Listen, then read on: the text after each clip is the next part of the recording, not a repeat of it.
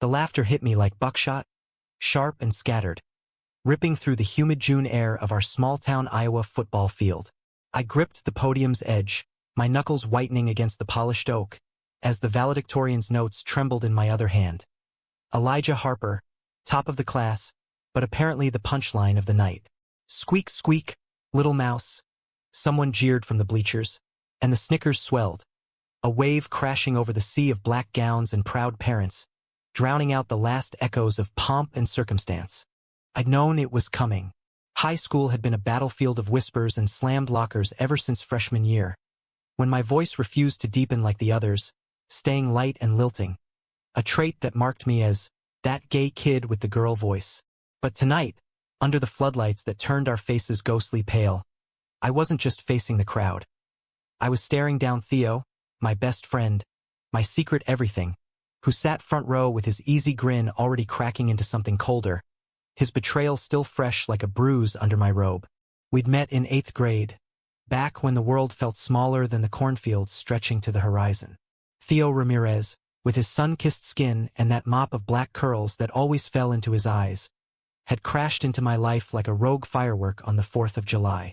I was the skinny kid hiding in the library, nose buried in dog-eared copies of Whitman and Kerouac, dreaming of escaping Eldridge, Iowa, for the neon sprawl of New York or the foggy romance of San Francisco. Theo was the soccer star, the one who could charm teachers out of detentions and girls into blushes, but he saw me, really saw me, when no one else bothered.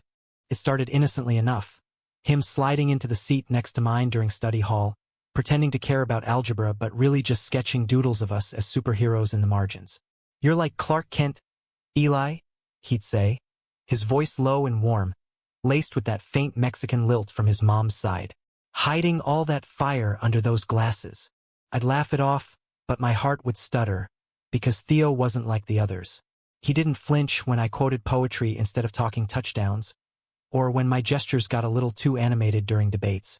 By sophomore year, those study sessions turned into late-night drives in his beat-up Ford pickup, windows down, Bruce Springsteen blasting as we raced the empty county roads, the dashboard lights painting his profile in gold. One sticky August evening, parked by the Mississippi River where the water slapped lazy against the concrete banks, he kissed me. No preamble, no hesitation, just his hand cupping my jaw, pulling me across the console, his lips tasting like spearmint gum and summer rain.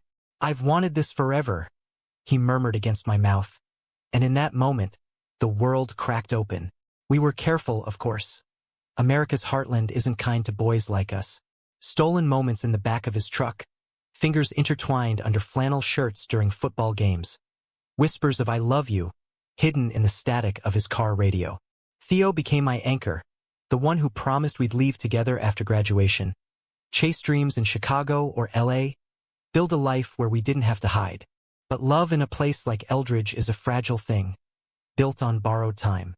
Junior year brought the rumors, fueled by a careless glance caught in the school parking lot.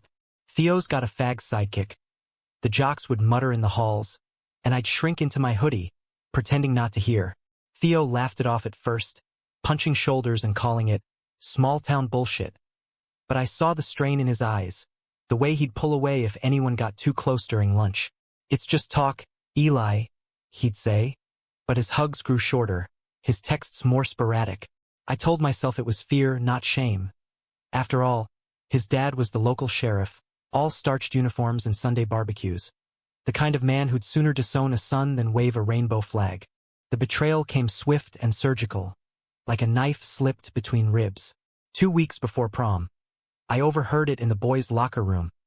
Theo, cornered by his teammates after practice, sweat-slicked and desperate. "Nah, man, Elijah, that's just pity. Kid's a total queer, voice like a damn chipmunk. I hang with him for the homework hookups." Laughter boomed off the tiles, and I froze outside the door, my backpack slipping from my shoulder. Pity. The word lodged in my throat like glass. That night, he texted me a heart emoji, like nothing had shattered. I didn't respond. Prom came and went. He went with Sarah Jenkins, the cheer captain with the perfect ponytail, while I stayed home, blasting Billie Holiday until my voice cracked.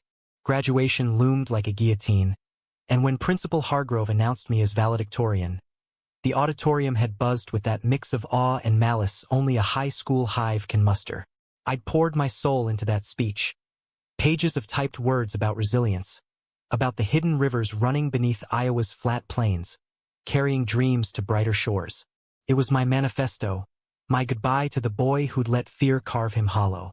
But as I climbed the stage that night, the field alive with fireflies and the scent of fresh-cut grass, I could feel the undercurrent of cruelty building. My voice, that eternal albatross, would be the spark. The principal handed me the mic, her smile tight as she muttered, "Make us proud, Elijah."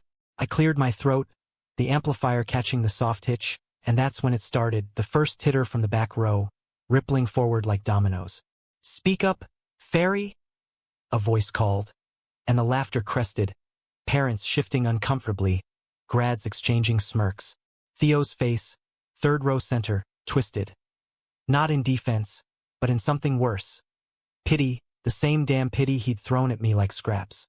My cheeks burned, vision blurring as I scanned the sea of faces, the American flags snapping in the breeze like accusations. This was it, the climax of 4 years' worth of swallowed barbs, the moment where I could crumble or burn. But I didn't crumble.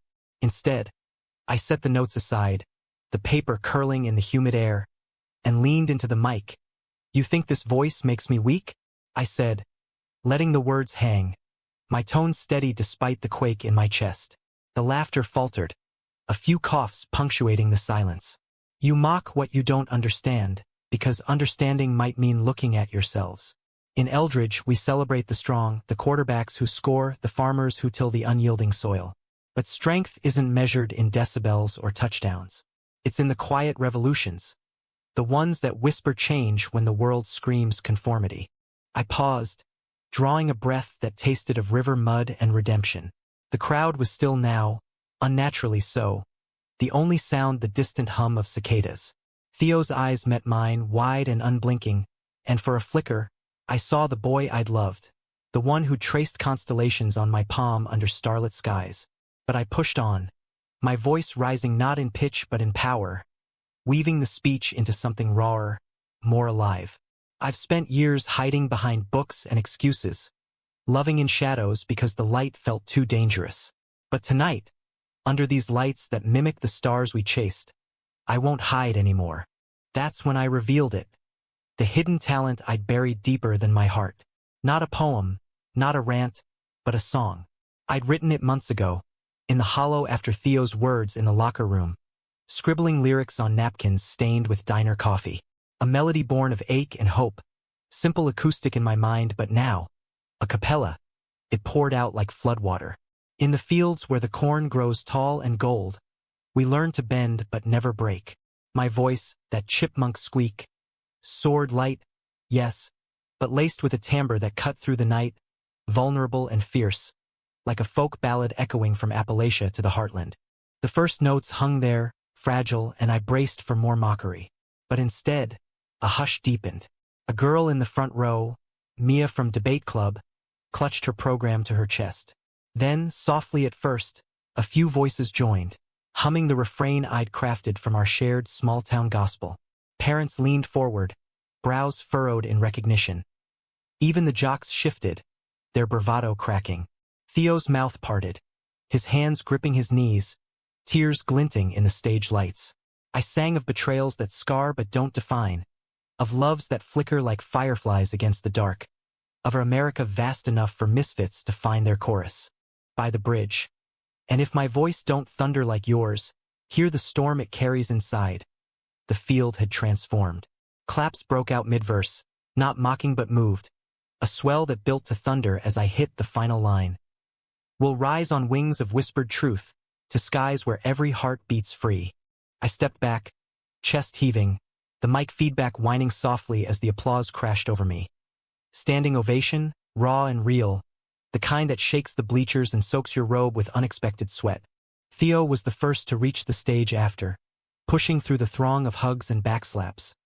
His face a map of regret etched in shadow. "Eli," he choked out, voice thick. God, I'm so sorry. That wasn't me talking in there. It was fear. Your dad." My voice? I cut in, soft but steel-edged. the adrenaline fading to bone-deep weariness. It wasn't pity, Theo. It was real. But you chose the mask. He reached for my hand, but I pulled back. The crowd's cheers a distant roar now. Principal Hargrove pressed a diploma into my palm, her eyes shining. That was poetry, son. Pure poetry. In the weeks that followed, offers trickled in, scholarships to Iowa State for creative writing, whispers of folk festivals in Nashville scouting. That kid with the voice like honey over gravel. Eldridge buzzed with a new undercurrent. My song went viral on TikTok, locals sharing shaky videos, turning our forgotten field into a footnote of quiet revolution. Theo tried to bridge the gap. Flowers on my porch, voicemails thick with apologies. But I let them fade unanswered. Betrayal isn't a door you bolt. It's a window you leave cracked, just enough for light to seep through. Last I heard, he's at community college in Des Moines, studying criminal justice like his old man wanted, but with a guitar in his dorm room, plucking out covers of my song. Me? I'm in Chicago now, fall leaves crunching underfoot as I busk on the L platforms, my voice blending with the L train's rumble. It's not the grand escape we dreamed, but it's mine, human, flawed, alive. And on nights when the city lights blur like tears, I remember that Iowa field, the mockery that birthed my melody, and the boy who taught me love's sharpest lesson. Sometimes, the hidden talent isn't in the notes, but in singing them anyway. We all carry storms inside, unspoken and electric. Mine thundered that night, and in the echo, I found not just talent, but grace. The kind that forgives without forgetting, that builds bridges from broken beams. America, for all its vast, unforgiving plains, has room for such voices. And in the end, that's the real graduation. Stepping into the light, voice and all, to claim the story that's always been yours.